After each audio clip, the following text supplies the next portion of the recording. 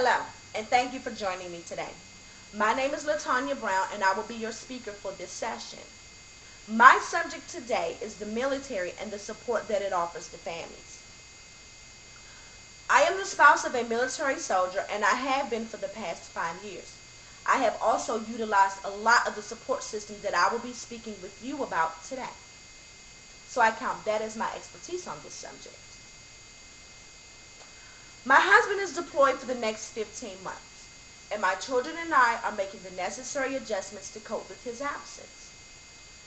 The support that the military has offered to us and many of the other military families during these hard times have been very helpful in the following ways. Deployment support. In the deployment support area, the military offers a support group. In this support group, they help you deal with the grief and anxiety that may accompany a deployment. They also help the parents of the children learn how to speak with their child about the deployment.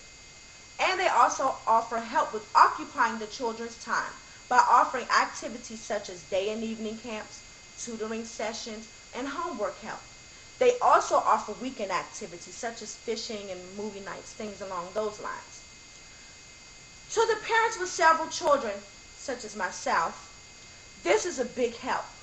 And it also helps the children keep their mind occupied so they are not constantly thinking and worrying about the deployed parent. Another support system the military offers is the chaplain.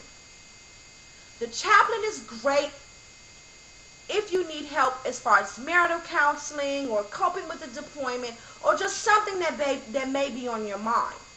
The good thing about the chaplain is he or she will not turn you away based on your religious background or beliefs. Now, you may choose not to go to the chaplain based on your own personal reasons, but they are there if you need them. They also offer other types of support. If you need help with food or clothing or you're low on money, they have a voucher program called the Chaplain Helping Hand. This voucher program, they will give you a voucher, with a set amount of money based on your spouse's rank and your family size.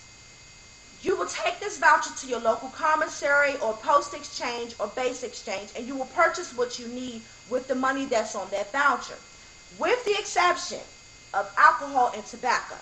You know they're not going to give you the good stuff. But this does help if you're in a bind. By the way, this voucher program varies from base to base. From my understanding and research, some bases don't even offer this. So you will have to check with your local chaplain and ask about the program if you need help in that area and you want to go to the chaplain for that. But that is not all that the military has to offer. They have a lot of support systems within the military, but I will only speak with you about just a few during this speech, such as the FRG, or the Family Readiness Group. Now, the Family Readiness Group, or the FRG, consists of several of the wives or husbands of each troop located on your base. Each troop has an FRG. Now, the FRG is, let's make up a troop. Let's say 1 Delta Company. And let's say that there's 50 soldiers in that troop. Now, out of those 50 soldiers, there may be 10 of the husband or wives that will form the FRG. Now, I use 10 as an example, but the whole 50, husbands or wives can make the FRG if they wanted to volunteer their time. Now, what the FRG does is they hold meetings and they send out newsletters, such as the one that I uploaded as my prop. I hope you all saw it. If it didn't come through, let me know. I will resend it.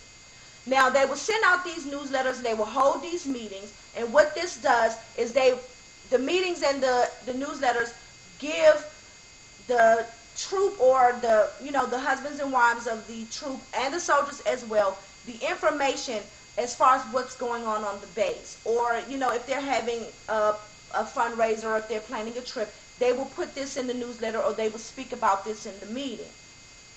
It helps keep everyone informed about what's going on the base or within the troop, such as if they're planning a fundraiser or a trip, like I said, or if they're having a bake sale, or if they're having, something to raise money to send care packages overseas to the soldiers.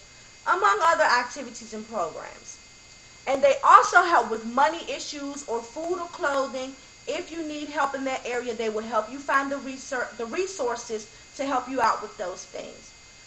Anything that may arise in your home, if you have a deployed soldier and you're home alone and something happens, you can always go to the FRG and they will help you out and find out, what you need to do or where you need to go to get the help that you need.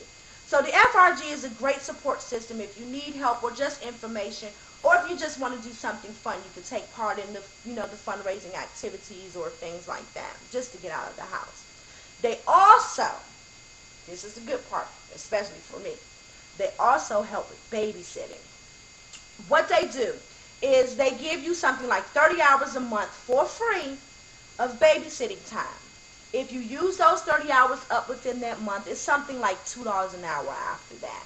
So like if you just want some time to yourself, or you just want to go out and go shopping, you don't want to drag the kids with you, call your FRG. Hey, you guys, I need some help. Can you babysit? Sure, bring them on over, things like that. Perfect. 6 kids. So I try to get away as much as I can. So I probably have used up my 30 hours this month. But, that's just what the FRG is there for, and they're a great support system. Another support system that is available is in the financial support area, such as the AER, which is Army Emergency Relief Funds. This is a loan that has to be paid back in small amounts in the form of an allotment. This loan can be used for many reasons, such as if you're behind on a bill or a car note, or if you need to travel for emergency purposes and you don't have the money to pay for a plane or bus ticket or train ticket. You can always go to AER and they will help you out. Now, in some cases, the loan can be given to you in the form of a grant, but that will have to be on your base commander's discretion.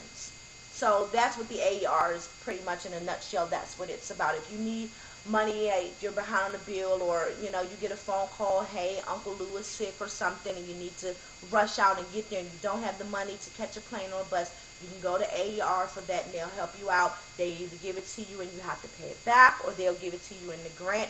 If the base commander says, go ahead and make that a grant, doesn't have to pay it back. That's what the AER is there for. Another example of financial support is the WIC program. The WIC program, or the Women, Infant, and Children program, is a great program. The reason why I believe that this program can be considered a financial support is because it helps eliminate the cost of such food items such as infant formula, baby food, fruit and vegetables, milk, cereal, eggs, cheese, and juice. The way that this program works is if you are a mother with an infant or a child under the age of 5, from 5 and under, you qualify for this program. But the catch to it is you have to be within the income criteria of your state. You qualify for this program if your income is below or at the set amount based on your state's requirements. Now, this is a voucher assistant program.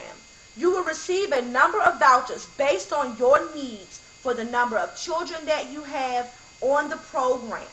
Now, the voucher will have the number of each item that you can purchase and the weight criteria for those items, such as a pound of cheese or 36 ounces of cereal or 4 dozen of eggs, and so on. You get the picture. You will get these items listed on each voucher for that month. You will take these items to the cashier, and the cashier will ring up your items and scan your voucher. You will then sign your name on the voucher and be on your way. But I must mention that you do need to spend your vouchers for that month before they expire. Depending on your state's rules, you will be given a certain amount within a month, like maybe 4 vouchers for that month. And then those vouchers will have the beginning date of when you can spend these vouchers. They will have the ending date of the last day you have to spend them. If you don't spend them, like the day after, like say September the 13th, and you go and try to spend it on September the 14th, it's not going to work.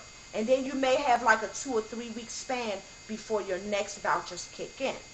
Now you will be given maybe 3 or 4 months worth of vouchers. Let's say you started in September. You will have September's vouchers, October's vouchers, November's vouchers. Now November's vouchers will have the expiration date for November's vouchers. You will have to go maybe a week or two before your last set of vouchers expires to be recertified. Now the recertification process, is you will go before the last day of your vouchers and you will go back in to be recertified to see if anything has changed in your household, such as if you have more or less income, or if you have had another child to be born or come into your home, things of that nature. If anything has changed, they will make the necessary adjustments at that time for your vouchers. Now, the military has a lot to offer in the line of support. I myself have utilized these programs in the past, and I still do today because I am on the WIC program. I love it. So it is helpful to know these things if you be thrown into the military as a spouse or as a parent. It's helpful to know these things up front, because I do remember when I first became a military wife, I was lost. I did not know what to do, what to expect, or where to go to get help or support when I needed it. And it became very frustrating when I didn't know anything about my surroundings or where to go to get help. And I do know now where to go, and I do know now about a lot of the programs, but I am still learning. Like, I just recently found out that I can use my husband's GI Bill to pay for college. Of course, I wish I would have known that before I started this class, online course, because I am using financial aid and I have to pay that money back.